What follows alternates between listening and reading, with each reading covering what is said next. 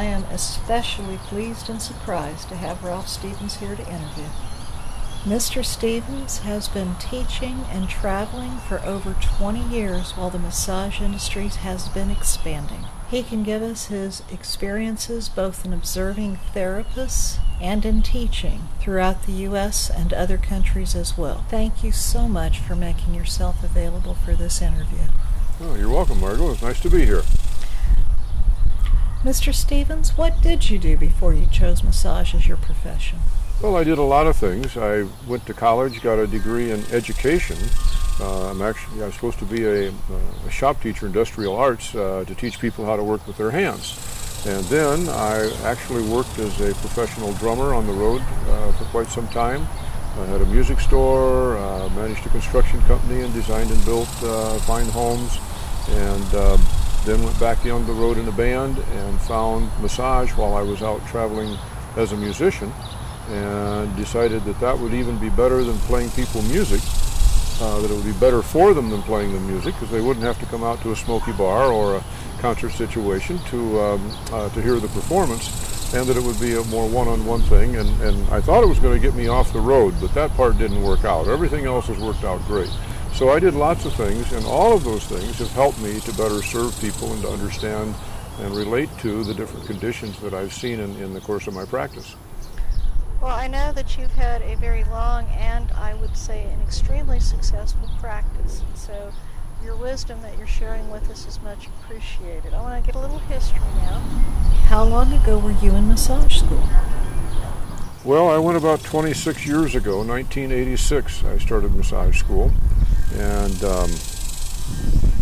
came back to Iowa City, Iowa. I went to school in Albuquerque, New Mexico, at the New Mexico School of Natural Therapeutics, which at the time was and still is, a very extensive program in natural health as well as massage.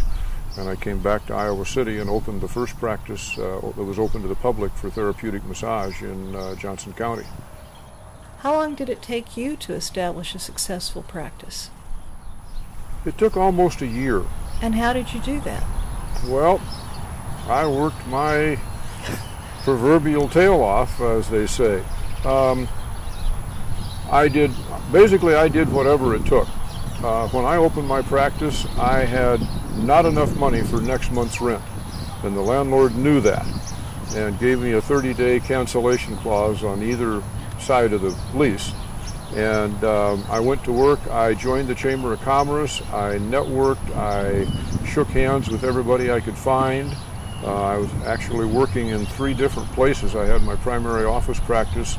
I made a connection with the YMCA in a town about 35 miles north called Marion, and I worked 2 evenings a week there, and I made house calls. I made myself available, whatever I had to do to get the word out on massage. So if you're going to be an entrepreneur and open your own practice, you have to be able to take that first year, and that's pretty much your life for that year. Yes, and it is. do what you've got to do to get the word out and to meet the people, because although you can buy advertising and spend a lot of money at it, the best way to grow a practice is meeting people and letting them meet you and make that bond with them that makes them want to come to you for their healthcare needs. When did you move into teaching? Well, as I said, I had a degree in college from teaching. Right. And I should say, when did you move into teaching massage? Yes, and about a year into practice, a lady who was opening a massage school in Cedar Rapids, Ruth Carlson College of Massage Therapy, came and got a massage from me and checked me out, and we had a nice conversation. And shortly thereafter, she asked if I would start teaching in her entry-level program. So it was about a year and a half into my practice that I started doing some initial teaching with her, and that expanded at about 2 years into my practice, where I was really teaching hands-on stuff. Initially, I taught some things like nutrition and health concepts and things like that, and that went well. Then I started teaching hands-on work. And then I moved from there. I did a presentation at our state AMTA convention, because in those days, especially in smaller states, we had like 16 members in the Iowa AMTA chapter. And there was no other association out there. ABMP came along, and I may have this date plus or minus a year or so, but I believe they started in 86 or 87, and we're just starting to get the word out on their association. And so ABMP was really or AMTA, excuse me, was the only game in town. And we had like 16 members, and every therapist in the state belonged to AMTA. Oh my. So we couldn't afford a banquet room until we had about 20 members. Then we could have a banquet room, but we still couldn't bring in speakers. So we just show our favorite tricks, and I got asked to show my favorite trick. And a school owner from Omaha was there to make friends with the Iowa chapter, and actually from Council Bluffs, Iowa, and we had a very nice conversation, and he asked if I'd come out to his school and do some teaching. I went out there, and a school owner from Kansas City came up to take my class at his school and asked if I'd come to Kansas City, which is my mom and dad's hometown, so I said sure, and son of a gun, I was back on the road and now teaching continuing education. Oh my. So it wasn't something I really set out as a goal, but as the opportunities came, I was more than willing to take them, and you need to be able to do that. When opportunities arise, you've got to decide if you want to walk through that door or not. And I'm very glad I did. I'm glad you did too. How have you seen the industry change over this time? Well, if I had to sum it up in one word, it would be growth. When I joined the AMTA in the fall of 86, there were less than 5,000 members in the organization. And of course now they have 50, 60,000, and ABMP has 70,000, and other associations have their thousands. So the growth has been phenomenal in a very relatively short period of time. So I've seen many changes in organizational structures, professionalism, and the overall acceptance of the profession. There's just been so much growth that has taken place in a relatively short period of time. What do you think helped you stay in business in the massage industry? Well, first and foremost, I think it's my passion for the work and for the profession and for helping people. I mean, I love what I do. I loved being a massage therapist. I still love giving treatments to people. And I love teaching and sharing the knowledge that has been shared with me by my mentors and my instructors, the things that I've discovered on my own, putting that together and passing it on to other massage therapists. So my love of the profession is the driving force. But some specific things, the number one thing that keeps you functioning in this profession is body mechanics. Beyond body mechanics, you have to maintain your enthusiasm for the profession. And you do that by continually being curious and continuing to learn. You get stale knowing the same old stuff, doing the same old stuff, failing on the same sorts of situations because you don't know what to do, being successful on the things that you do know how to do, but you hit this wall and you get bored. And boredom is not a good thing for a professional, especially one in a giving and helping profession like this. So you have to get recharged. You have to constantly be in the company of inspiring people. You know, you can watch videos, you can read books, and you can learn lots of stuff from them. But where you really get plugged in and recharged is studying with really good instructors. And that is what has kept me going. You know, they say when the student is ready, the master will appear. And I've always been blessed at each level. Just about the time I thought I knew something, along came someone who could take me to the next level. And you have to keep investing in your career and in your skills. That keeps you fresh, that keeps you excited, and it keeps your patients excited, because when you've taken them as far as you can go with them, they'll probably let you hold them there for quite some time. But when you continually keep moving them to higher levels of wellness, then they're continually out promoting you. They don't get bored with your work because there's always something that you're bringing back that's new and fresh to your patients as well as to you. And so to me, it's body mechanics and continually learning and maintaining that fire in the belly, that passion, that desire to help people. And part of that desire then manifests as taking care of yourself. so that then you can continue to take care of others. So many therapists just give and give and give and give and burn themselves out. Absolutely. And you have to take care of yourself. If you're going to do this work, you've got to get this work. And if you're going to continually help people, you have to realize that you're a jumper battery, and if you aren't hooked up to some Power charging source. device to charge you, then you're going to run out of juice pretty soon. And I've been fortunate to have instructors and other therapists and people that have continually kept me recharged and have kept me fascinated and passionate about the profession. And so I'm able to then pass that on, hopefully, to my students and to my patients as well.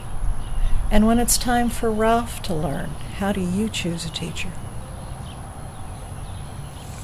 Well, usually there's something.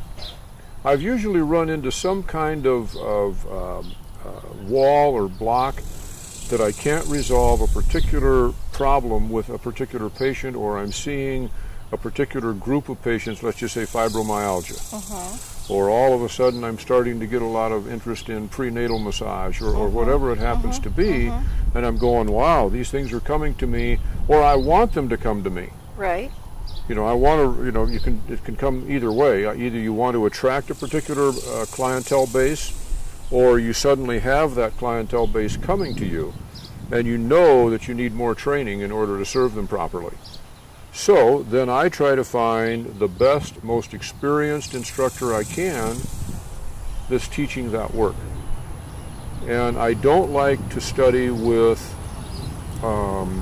someone who's about a year ahead of me, although by now someone that's a year ahead of me has got 27 years experience. So yes, that's different. But when I'm 2 years out of massage school, I don't want to be studying with somebody that's 3 years out of massage school. Understood. I want to study with somebody that's 10 or 15 years out of massage school, that's done their homework and really knows their stuff and is obviously a successful therapist.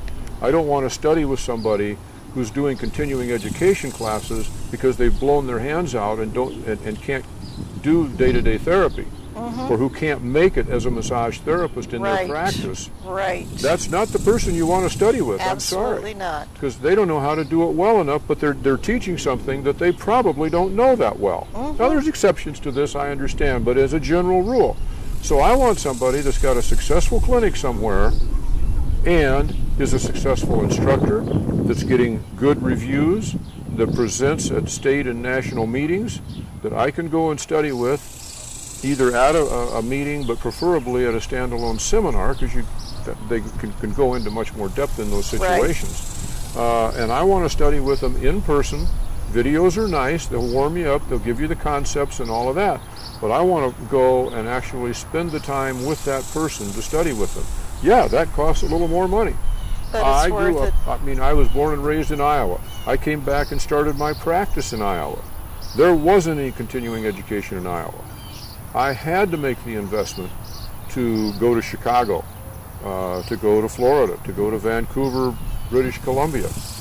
I didn't have any choice, and I invested every dime I had back into my education initially.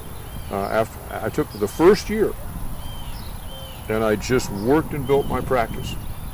I read books, I read magazines, I read articles, I kept learning, but I didn't really start my advanced studies for that first year, because you need to figure out what you know and what you don't know, and get that practice rolling. And then I started studying with the various instructors out in the profession who, in reading their articles, in networking with other therapists, I heard that these are the people you really want to study with. These will take you to the next level. These people know this. I always want to learn something that's going to help me to get people out of pain. Absolutely. And I want to study with someone who I know is doing that, and who's going to not only instruct me, but who's going to inspire me and show me the way to create a successful practice in the work that they're teaching me. You've been fortunate to travel all around the country. What did you notice in your travels that was the key to others' success? Well, I think that the number one thing we have to present to the public is professionalism. Now, professionalism can come in lots of different ways, And it doesn't mean that you wear a coat and tie or a woman's business suit. It doesn't mean that you can be very professional and work out of your home. But if you're going to work out of your home, you've got a space where you work out of your home, and the kids and the dogs and the cats aren't running through it. Amen. In the middle of someone's massage. You've set up an area for, even if it's just for that time period, it could be in the living room, doesn't have to be a dedicated room, but for that time, that person receives professional, undivided attention. Okay? Mm-hmm. You are on time. Mm-hmm. You speak professionally, you act professionally, you treat your patient with respect and the caring about them that they deserve. That doesn't mean that you become their best friend and have them stay for dinner or go out to dinner with them. That almost becomes inappropriate, of course. But we have an incredible bond that massage therapists create with our patients and clients, whatever you want to call them. But you maintain a level of professionalism with that. When you go downtown, when you are out and about, you should represent your practice professionally. And I really think that the people that I've seen, and like I say, there's various ways to do that. And there are exceptions to every rule. I know some hippies that, are completely, by all standards, non-professional, but they've found a niche market of people that are attracted to them and they do great. Mm-hmm. If you're that person, you can get by with it. But very few people can do that. And the majority of the people that I've seen as successful are in all ways professional, run their business professional, present a professional image. Because people are entrusting the most valuable possession they have to you, the massage therapist, and that's their body. Absolutely. In a very vulnerable state. Now, not so much in chair massage maybe, but certainly in table massage, where most people disrobe to some degree, lay down on a table in an isolated room with a total stranger. There needs to, to get that to happen, there needs to be a pretty good bond that occurs between you and that individual. And professionalism is, they seek professional help. They want professional health care. They don't want people, what can I say, flakes, undependable. Nope. And many massage therapists do not respect the time of their patients. I've hired therapists to work when I had my full-time clinic with 4 therapists and a chiropractor. I'd hire therapists, and if they had a 9 o'clock appointment, they came through the door at 9 o'clock in the morning and then went in the bathroom, put their makeup on, and then came and set up the table. Now it's about 9:20. The patient's sitting in the waiting room going, and then either the therapist goes overtime, which throws off the patient's schedule because they were planning on being out of there at 10 o'clock or 10:05 or 10:10 because they have to be at a business meeting or at work or whatever, whatever time of the day and things are going on. So now they either get shorted time, they aren't going to be happy about that, or the therapist has just made them late. People don't come back when they're treated that way. No, they don't. So it's all about professionalism, being a person of your word, being on time, having your office clean. Who wants to go into an office that's cluttered and dirty and trashy? Understood. Again, to take your clothes off and lay down on a table. If the overall office is a mess, what kind of relaxing space is that? So the therapists that I've seen that have built successful practices and even successful clinics operate on a very professional level. They are continually investing in continuing education, and they market themselves in a way that reaches the clientele that they choose to reach, whether that's prenatal infant type massage, whether it's athletic sports massage, whether it's pain relief, if it's stress reduction and relaxation, if it's spa type treatments. But you market yourself to your target market, and you take anybody that comes in the door. I always marketed myself to athletes, but I always had 10% of my clientele was just wanted a relaxation massage. And if I had a slot available, I'd provide that service for them, because by giving them that massage, maybe I found that kink in their neck, that spasm in their low back that had been bothering them for 10 years that they didn't know massage could even help them with. They just thought relaxation would be good because they read some article on it or someone recommended it or whatever. So I would take that opportunity to educate them about what all massage could do for them. And so always be professional, always, market yourself, and you'll be surprised how that will set you above the majority of the people in this profession. I understand. You are singing to the choir. Ralph, you've been in this profession a long time. I know you, and you are not a man to sit still. What would you next most like to achieve? Well, I've accomplished an incredible amount. Yes, you have. In the time that I've been in this profession. Actually, I've exceeded my own expectations to be at the level that I'm at right now. But having done that, why stop here? My biggest passion right now is elevating the levels of education in the profession. We have to establish standards for instructors in this profession. Yes. There are too many people, the old thing of if you can't do it, you can always teach. Yes. Yeah, well, that doesn't work very well in general. But in our profession, it particularly doesn't work well because schools are hiring last year's graduates to teach this year's students. And that person may or may not have any teaching skills. Right. Maybe they were already a nurse, or maybe they were an EMT or a very accomplished athlete that went through massage school and really got it very quickly.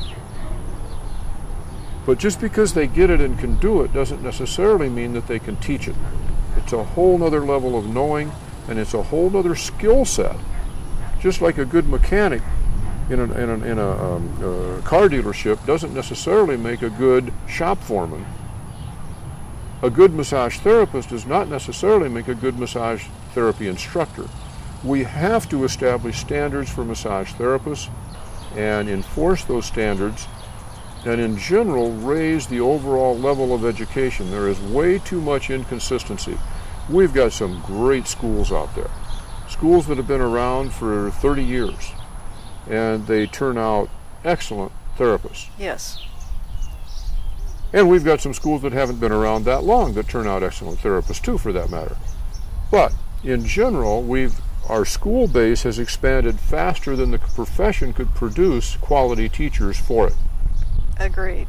And we really need to establish now, at this point in the profession, as our growth is beginning to level off a little bit. I mean, we've had our absolutely dramatic, incredible growth. We're starting to peak and level off a little bit now, according to surveys and things that are being done. Now's the time to regroup slightly and establish educational standards and get ready to move the profession of massage therapy to the next level of acceptance, not only with the public, but with the entire healthcare profession. And that's not going to happen until we have consistent education in our profession. Agreed. Now, I know from my own experience, Ralph, that marketing is key to eating. How do you market? How do you get people on the table? Well, you kind of need to talk to a person in a way that you figure out what they are looking for. Where's their pain? What do they do? Are they an athlete? What's their sport? Would they like to be better at that sport? If they're a golfer, is your swing inconsistent? Do you have back pain? Do you have elbow pain? You can almost, like if you just think about various things that people do, you might have a pretty good idea of the kinds of injuries and complaints that those people are experiencing. So find out what the person does, and then explain how massage can typically help them enhance their performance in whatever it is they do. Even if it's maybe not, I mean, if you're scanning groceries I'm not going to mention any brand of grocery store, but some grocery store, you don't care whether you enhance your performance of doing that, but it sure might be nice to not have your wrist throbbing at the end of the day. Yes, it is. And so, most people are going to share with you their complaint. And so then the thing is to figure out, is this a soft tissue complaint? Is this a stress-related complaint? And then explain how massage can address that particular complaint to help that person feel better. Because everybody wants to feel better. Absolutely. I mean, we seek pleasure, we avoid pain. Pleasure, in a sense, is feeling better. So I always try to determine what that person's needs are by talking to them and listening to them initially. And then, when I figure out, this person is a golfer, a tennis player, this person is a construction laborer and runs a shovel, wheelbarrow, whatever, whatever they may do, an accountant that's running the adding machine, computer operator, whatever. So it's pretty well known in the literature, there's lots of articles out there for almost every profession. We've found things that massage can help people with. So then relate to them how it has helped other people, and that you expect that your skills doing these things would probably help this person either do better at what they're doing or gain relief from their discomfort.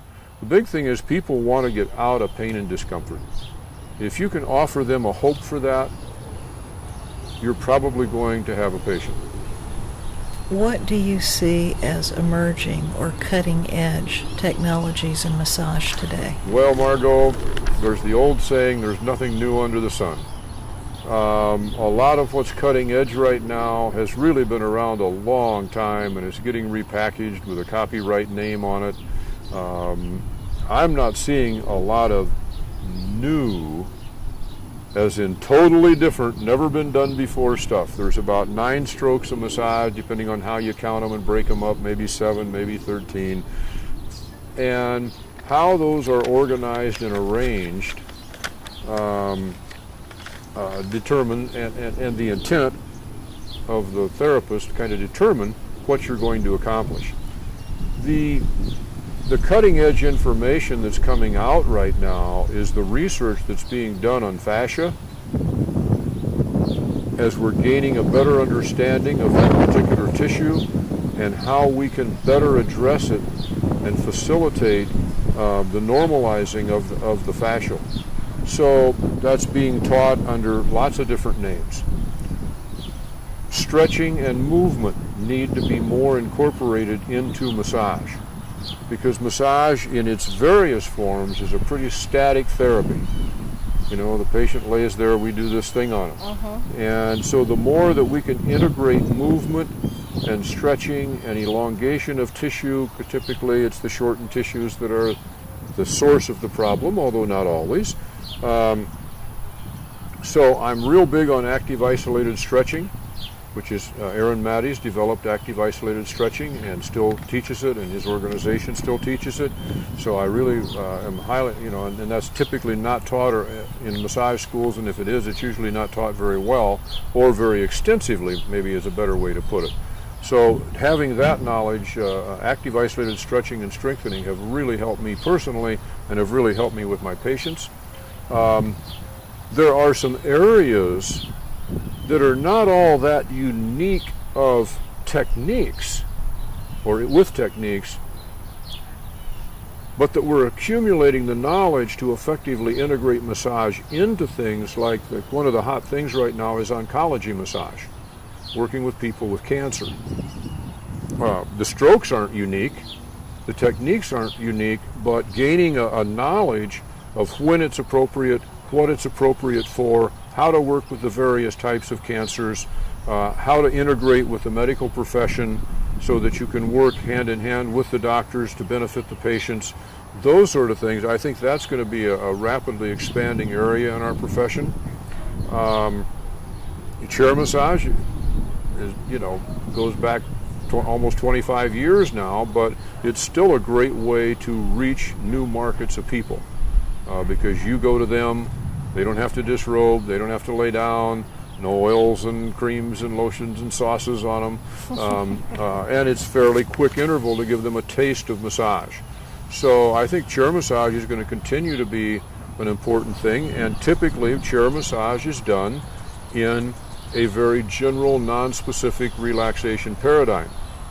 One of the things that I introduced to chair massage back in 1995 was a therapeutic paradigm for working in the chair.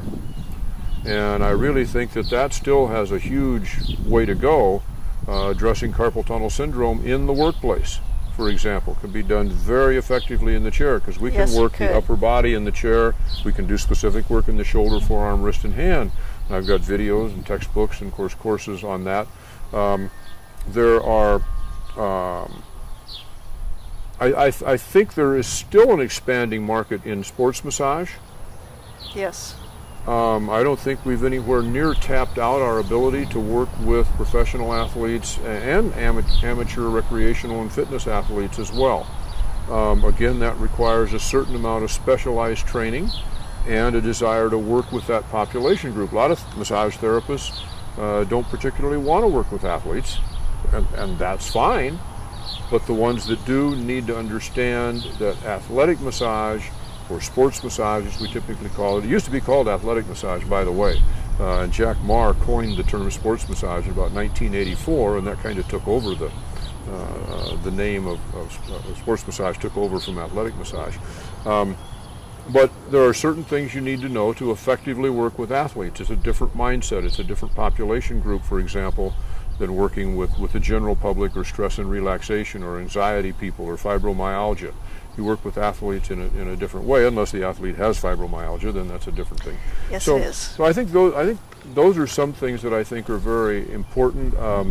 The other form of stretching is kind of known as muscle energy technique, or PNF, proprioceptive neuromuscular facilitation. So MET and PNF are both good things to know as well. They integrate well with active isolated stretching, but I use AIS a lot more than I use the other two.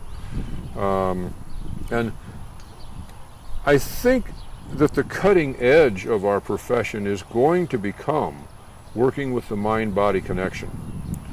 And this presents some scope of practice issues to some degree because we're not counselors and we're not trained to be counselors, and we certainly shouldn't be trying to be counselors without proper training and credentials. But I think that the cutting edge of medicine, and even especially hands-on therapies, is going to be better understanding the mental, emotional, belief system causes of the physical manifestations, and connecting those and releasing them not only on the physical level, but bringing it to the attention of the person so that they can correct the deeper symptoms and causes. Whether we as hands-on massage therapists are the proper ones to do that, I can't say.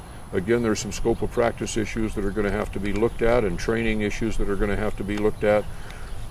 But if nothing else, we're going to be working with counselors, other therapists of different kinds, doctors, to release things on the physical level, but in conjunction with the mind-body connection and seeing the person as this whole person, this thinking entity that has manifested a physical form and that now has developed problems in that physical form, and how do we get back to that oneness of the body as opposed to studying all these different little pieces and parts of it and becoming specialists in gout of the big toe. Right. That's all well and good for somebody with gout of the big toe, but we need to realize there's a bigger picture there. And that's going to be, I think, the cutting edge of all healthcare in the fairly foreseeable future, is more the whole holistic package, and how the different professions have to stop fighting over patients and start fighting for patients. I love for that. them as advocates for them, and accepting all the different modalities, The MDs are going to have to accept the alternatives, and the alternatives are going to have to accept the allopaths and work together to do the best we can for the patient in a much more cost-effective and wellness-oriented paradigm than what we have right now. I couldn't agree more. I would love your definition of medical massage. Yes, I will try. Okay, this is not etched in stone, and around the perimeter of this is some debate and dispute. Medical massage is a term that defines massage being done for and on a patient to relieve or reduce a specific complaint. Okay? I realize that stress might be a specific complaint in some people's mind, and a nice general relaxation massage will help relieve stress. And I know that now stress has been defined as a medical condition like everything else. Thirst is probably going to be a medical condition one of these days. But I'm not talking about stress reduction here and general non-specific relaxation massage. As beautiful and as wonderful as that is, and as much of an art as it is to do it well, that is general non-specific massage, and it's not medical massage. I don't care if it's done in a hospital. I don't care if it's done under a prescription. That's not medical massage. Medical massage is therapists that have received advanced training and are working with specific complaints of the individual to help them recover from musculoskeletal and possibly even emotional and structural complaints. We may work in a hospital. We may work in response to a doctor's prescription or referral. We may bill through insurance. Some people have said those are the things that define medical massage, that there's been a diagnosis and a referral from a physician, that insurance will pay for it, and that you're doing it in a medical facility. Yeah, that'd work, because there's been a specific diagnosis of a specific complaint. You're addressing that complaint. Fine if insurance pays for it. But we are first door providers. The public does not have to go to an MD to see us. They don't have to go to a chiropractor to come and see us. We have the same first door provider status as an MD, as a chiropractor, and we need to fight tooth and toenail to defend and maintain that, so that when patients come to us and we're going to do specific work on that patient to reduce a specific complaint, that's medical massage. There are several aspects of medical massage. There's a neuromuscular component. There is a myofascial component. There is a stretching and movement component. There is a segmental reflex component. There is a, there's one more that the Russian medical massage people put in here, and I'm forgetting the name of it at the moment, and I apologize for that in this interview. And even cranial sacral, if it's being done to specifically relieve a headache, as opposed to general relaxation and wellness, could come under the blanket of medical massage. So medical massage is this umbrella term, and it has two purposes.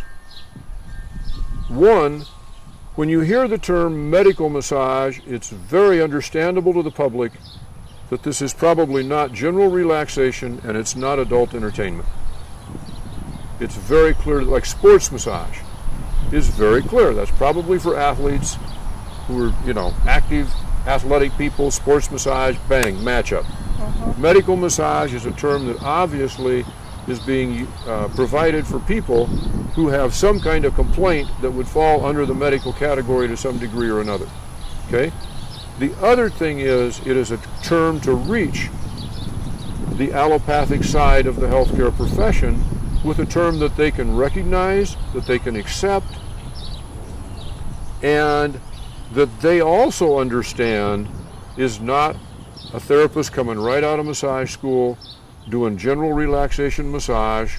It's not spa and wellness therapy. Not that there's anything wrong with those things, but that someone with medical massage has additional advanced training and can communicate medically, can speak the allopathic language, knows their anatomy, has palpatory skills, structural skills, posture analysis skills, so that they can actually address complaints that they can respond to a prescription when it's sent to them, they can read a research paper and know what it means, and can therefore apply those things to the treatment of patients. Those are the things that make up medical massage and a medical massage therapist. It's advanced training and advanced practices that are designed to help people with specific complaints. That doesn't mean it can't be a full body massage, but it doesn't have to be. Understood. And that we're trying to reach both the public and the rest of the healthcare profession with a term that is simple, that is understandable, and that is acceptable. How do you feel about working with chiropractors? I love chiropractic. I regularly receive chiropractic. It was the first alternative care that I ever received. I started getting chiropractic probably in 74 or 5, back before I had any conception of what health was. When you're in your 20s and 30s, you're bulletproof and invisible, and I certainly thought I was. But chiropractic was the first alternative therapy that I ever received, and I think massage and chiropractic are a natural mix. When I had my clinic, I worked with I had a chiropractor as part of my clinic, and I believe that it's a very good match if you have a chiropractor that is supportive of soft tissue care. Some of them, that's not their paradigm. And so, like everything, there's certain chiropractors are going to be more receptive to working with a massage therapist than others. But I think it's a great combination. Yes, I think it's a very good match between massage and chiropractic.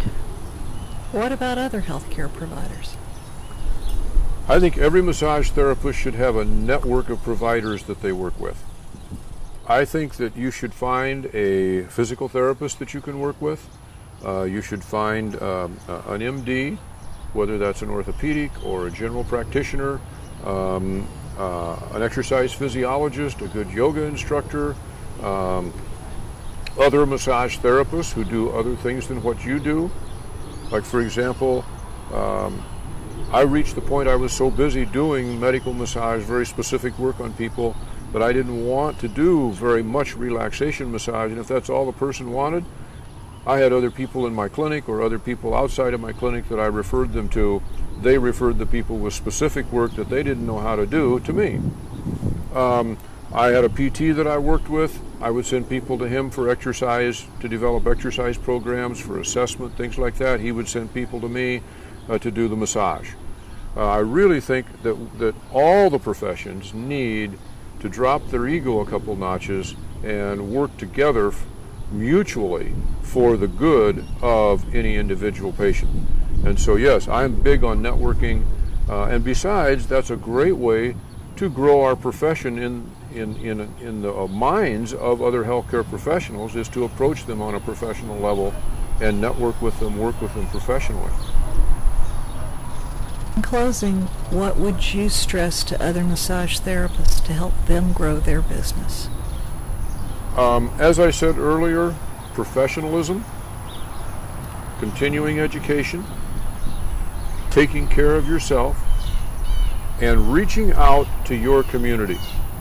You can't sit in your little office and, meditate and visualize and expect a practice to walk in your door, unless you're really powerful at those things. You need to get out. You get back from your community what you put into it. And I joined the Chamber of Commerce. I volunteered as part of a big fundraising thing for the hospice organization. They had a big 5K, 10K run every year. I organized the sports massage team for that, for example. I always looked for opportunities that I could serve my community, because quite honestly, out of that, you get recognition. You meet people. The profession gets recognized by doing that. And that attracts people to the profession, and it attracts people to your own practice. The other place to be involved is in your profession. No therapist is an island, and I highly recommend that you be involved in your profession. That can be networking groups in your community. That can be our national organizations. Now, really, there's only the American Massage Therapy Association is the only organization with state chapters and units and things like that. But I know in certain states, like for example, Texas has the Texas Massage Therapy Association, and I believe they have volunteer things that go on around the state. Florida has the FSMTA, fabulous organization in Florida. So many states, New York has the New York Medical Massage Association. I hope I had that name right, but it's close. In addition to AMTA, so there are other places. You doesn't have to be AMTA. Organize your own networking group of therapists, but get involved in the profession, because what you put into the profession, you'll get back from it. What you put into your community, you will get back from it. And so don't just sit in your office and be an isolated therapist and wonder why the world isn't coming to your door. You've got to go out into the world, and go out into the world as a professional. The other thing is continually study, read, watch videos, take seminars, ask questions, go to other therapists that have more experience than you, or maybe they don't even have more experience with you, but they do something you don't do. Ask questions, receive the work, know what it is, so that you can then refer people to it, or you can decide if you want to study it yourself. But always stay curious, always continue learning, and maintain that passion for helping people. And the universe will fill a vacuum. And if you have that desire to serve, and you are in a condition to serve, and you have the skills to serve, you will be sent the people that you can help. It's just the way the universe works. Yes, it does. And so that's my best advice to therapists today. Thank you so much, Mr. Stevens, You're for very your welcome. time, your energy, and your wisdom. My pleasure.